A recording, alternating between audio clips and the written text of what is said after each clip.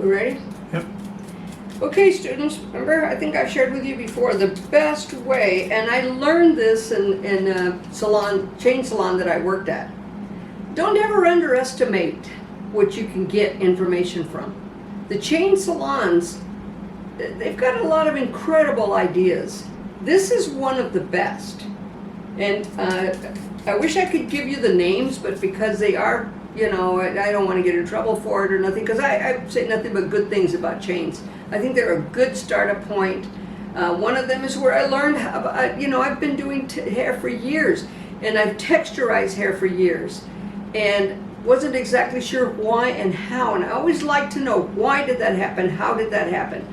And they showed me, starts with a C, they showed me how to, the thing that I teach you guys now about the texture shear. The direction of the comb directs the hair. Another salon, well, I better not say that name because then it sounds kind of bad, because it starts with an F, but you know. Anyways, no, but it is a real name. I'm not gonna, anyways, they gave me the idea of cleaning this up with the tint brush, and it is the best instead of the tiny little brush that we get. And then you can also take your blades, if you could take in between your blade, the hair, it just does the trick, besides oiling them. So what we're going to do now is the principles of a fade. The thing about a fade haircut is basically, a lot of people call it a shave. Let me put this on real quick. A lot of people call it a shave or, but a fade, we actually did a fade on the last cut, but now what we're going to do is we're actually going to lose our seed. We're going to cut away our seed. Our seed was the wedge. This is 4 sections, and the wedge goes up to this far. The lines of the wedge are still going to be there to an extent, and I'll show you. Because all we're getting rid of is this area here. But I will show you how that corner is very likely, still going to be here, right at the center top of the apex. But a fade, what you're going to do, it's got variables. A fade can go up to the lower ridge. Fade it up to the lower ridge.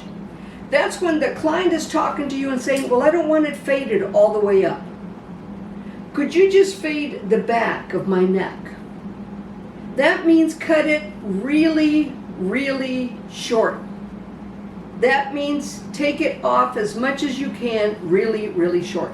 So in doing a fade cut, you want to go with a very small blade.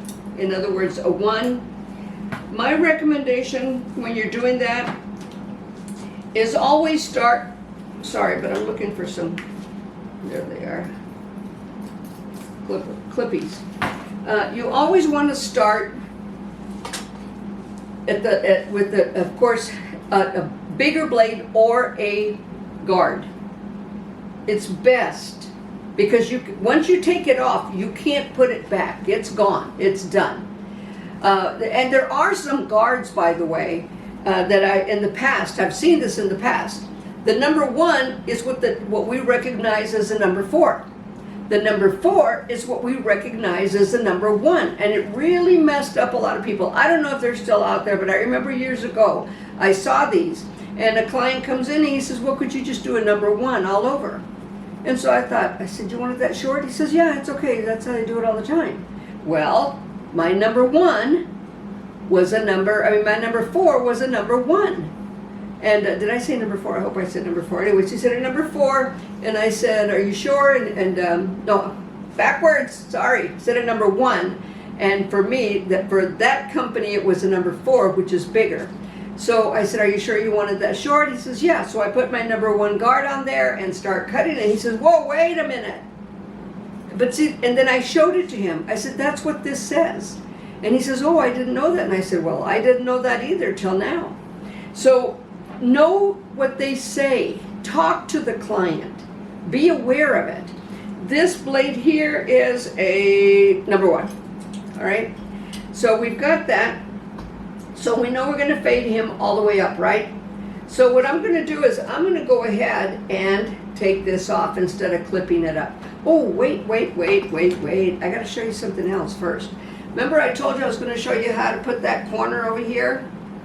Okay, what you do is you take this hair, take it from the parietal line in this area, and now this hair is pretty short, so I'm just going to take it up to the apex.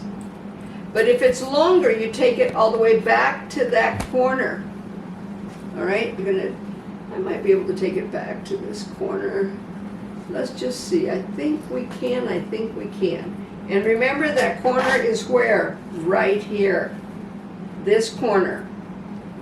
All right, so I'm going to bring it all the way back. And I still want some length there, so I don't want it that short right there. I can always cut it later if I want to. I'm going to bring it now to a point. Look at the corner I'm getting rid of. Remember that corner I told you was at the apex? Here it is. Okay, my shear. Oh, that's the correct one. And if it doesn't create the corner that I want, I'm going to take it only to the apex. Okay, so let's bring it back. Comb it. Not the corner that I want. All right, so I'm going to just take it to the apex, and again, almost like a ponytail, but see all these little long hairs, but they're underneath, that's all right. Take it to the apex, bring it like a ponytail right there. Same place, same corner, cut it straight across. So this time you do bring it to a point. There you go. Now we're starting to get a corner. Let me show it to you. You see how that's coming in, and that is, and I need to wet it down too so you can see it really good. But if you have a little bit longer hair, oh, there it is, okay. So when they want to wear it to the side, see the corner? And if it's longer, this is just a little bit too short, it definitely stays right there. This hair is shorter. What does shorter hair do? Moves longer. This hair is shorter. It's going to move that longer hair, and you're going to see that corner a lot more. And usually the guys like to have it pretty short on this side and short all around, and just having that corner right there. That is how you do it. You don't try and cut it into it. You take it back to this corner. Push it to the center. So what happens? These hairs are shorter. The hair at the center is longer. Or is it shorter? Check it out. Let me know. All right? You guys do it. Do it on your longer haired mannequins. See what you get. All right, so at least now you have the directions for it. So, all right, this is a little bit wet, so I don't necessarily want to use my clipper on it. So I'm going to take it off. I'm glad I did that before, because I did want to show you how to do that. So just scissor over comb, because we're going to fade. Now what I want you to notice, look at that nice blend I'm getting. By using the comb and holding it straight out, you see that hair is going to be slightly longer. And all of that's going to come up slightly longer. Getting a nice blend. All right. Always side to center, side to center. You don't ever take it all the way around because of the push-pull theory. What does that mean? Push-pull. If I push, I'll show you. If I push, I'm pushing, and over here I'm pulling. How much longer is it? Pushing, look at how that length grows. That's why here. You saw the difference. I'm not doing this deliberately. I'm showing you that if you keep going, but if you plan it, planned. Okay? You see it then. So there's your whys. If you're having one side longer than the other, it's because you're going around. Side to center, always. All right, so I'm going to bring this around here. Clean that up. Taking it right, just straight up. Not doing anything different. We're losing our wedge. Curious to see if we'll still have our corner. I think I took it off with that last cut. But look at that, we still have this little tail here. And you just take it real slow and just keep cutting as you travel up, and it keeps layering and fading that in there. All right, now the thing that you're gonna know that you can't do on a mannequin that you have to do on a client.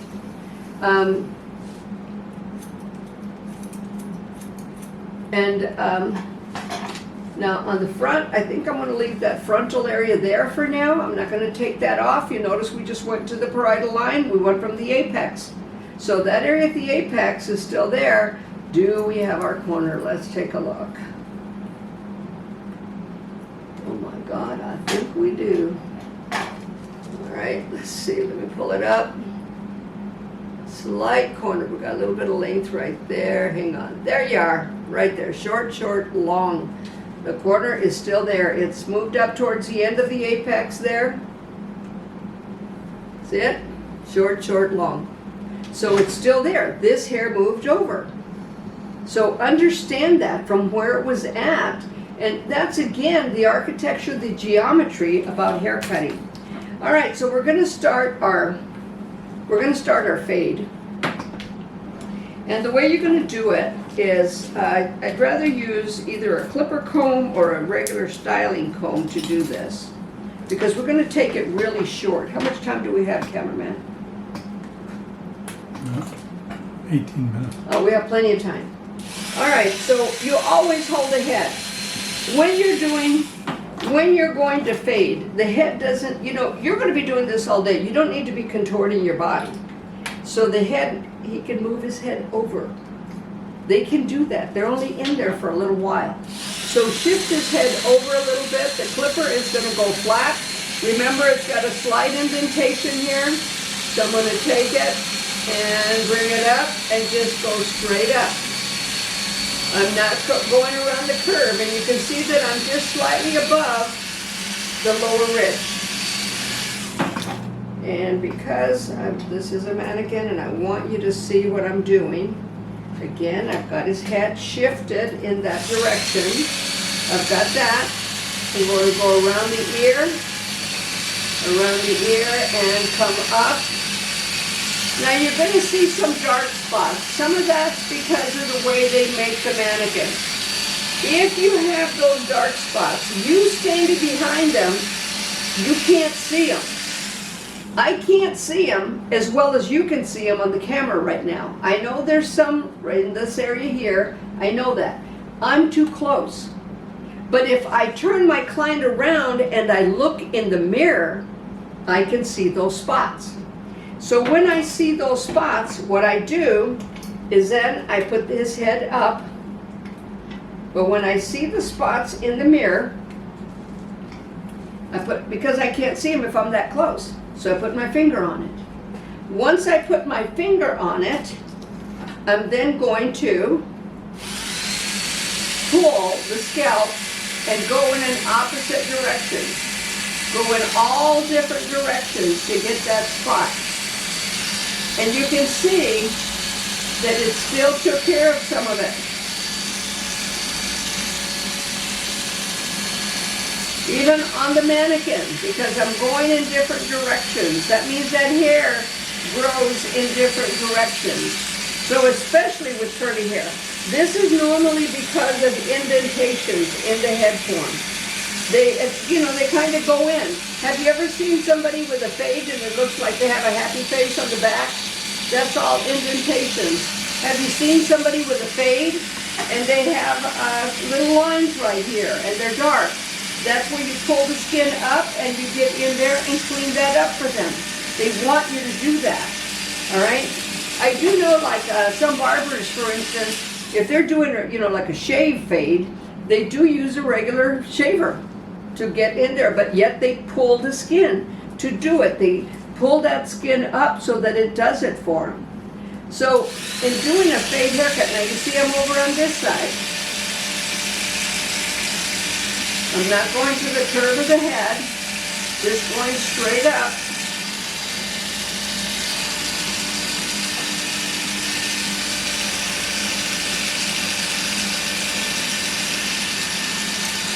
Different directions because of what? The cowlick right there.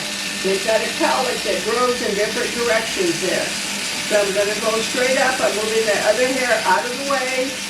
Just straight up. Again, different directions. Now look at the angle of this. I want to make sure you see this. The blade is slightly off the scalp. Alright, so as I take it, only half the blade is on the scalp. The rest of it is kind of floating in the air because the blade is still flat to the head. But can you see that fade coming up? That hair sticking straight out and that fade is coming right up. So to just go straight up, you can, but you're going to have those slight indentations. So it's always best as you're below the parietal line where they're going to see it, that you just take it, pull it where you know that it's sunk in a little bit, I guess. That's what an indentation is. And then just get in there and go in different directions, turn it back around to the mirror and clean it up. So there, we're getting into a real tight fade now. What I want to do now is I want to do some scissor over comb, because from this, we're going to slightly mohawk him. So I'm going to do some scissor over comb into this. I'm going to comb that out of the way. We've lost our, okay, so see it? The comb is straight. Clean that up, straight. Very tight, and you can see that blend, and that's because the comb is straight up. I'm not taking the comb in, I'm not holding it like that, not holding it like this. The comb is straight up, and that's why I like using this clipper comb to do this. See it? Comb is straight up onto that. What I'm doing is I'm actually resting it on the parietal line, then allowing that parietal line still yet. I start down here and carve up so that it fades in real nice. All right, so let's get over to the other side. Make sure you can see it. All right, so I'm here, straight up. That's why I like this shear too. It's longer, it's a nice 6-inch. I think this might be an 8-inch, but normally 5.5 is what you guys use. Think about picking up a good barber shear. That's what they're considered barber shears, but anybody can use them. All right, see, I'm at the corner right here, and traveling just gently around it. All right, straight up. I want to take this, bring it in. See, I want to show you something. I've got just an ever so slight corner right here. I'm going to take it and I'm going to carve it out, and there it is. Now we have a blend. So know how to carve it out. So now that we're at the center back, this is where a lot of the carving is going to happen. So I'm going to take it straight up. Now you see that longer hair? I'm traveling up with it because I want it to lay higher. I don't want, in other words, the comb to do this. I want the comb to keep coming straight up.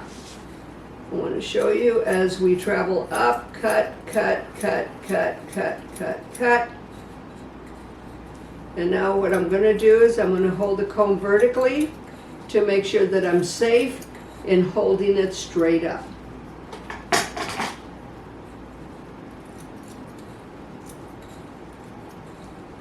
And always look in the mirror, because you'll see some little rounded spots sometimes. I see one right there. So always, can you see that there?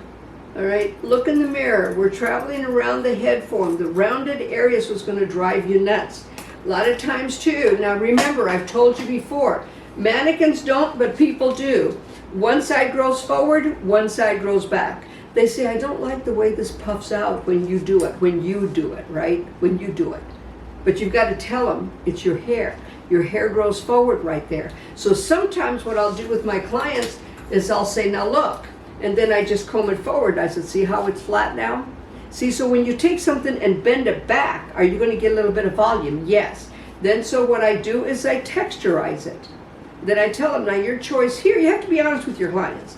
Each time you choice here, I can take it a little bit shorter and get it to look like the other side, or we can texturize it and, you know, get it to comb back. And you might need to use some gel to get it to lay a little better.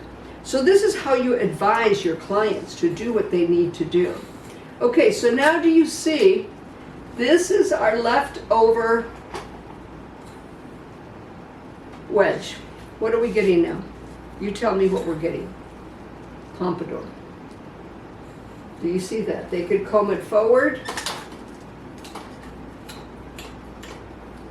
and pop it up, and there's your pompadour. So from the wedge haircut, how many cuts, how many creations have we been able to do from one haircut? How many changes have we been able to make from one haircut? Taking it, now we're going to pompadour this little honey up. And if I wanted to pop up a little more, what do I need to do? Yes, my texture shear. As soon as I find it, here it is. Now, I want the volume here, right? Remember, when you cut it front to back, it's going to stand up. When you cut it side to side, you're still going to travel back either way. When you cut it side to side, traveling back, it's going to lay down. With the texture shear, it's the same principle. I want this to go up. So 1, 2.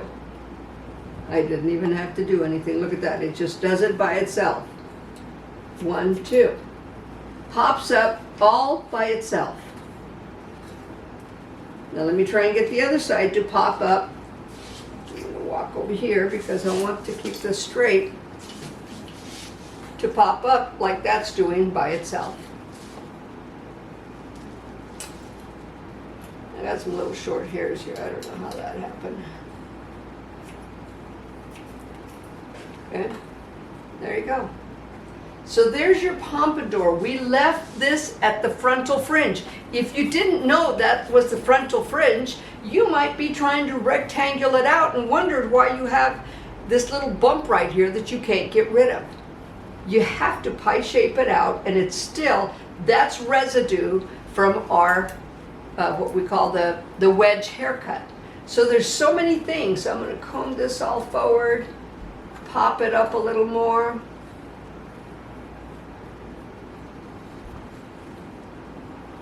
So with a little bit of gel and stuff, he would be able to just pompadour this little honey right up. Still, all right. Okay, so now what I want to do is I'm going to take it up into a flat top, or take it a little shorter. So now we're going to lose our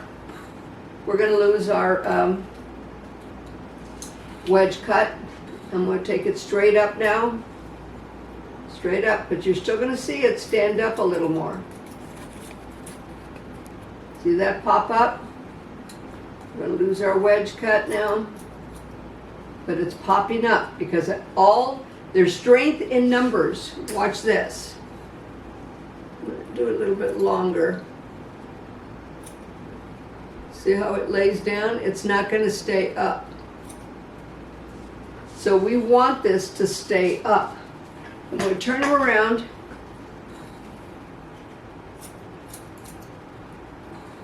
Standing right up, front to back.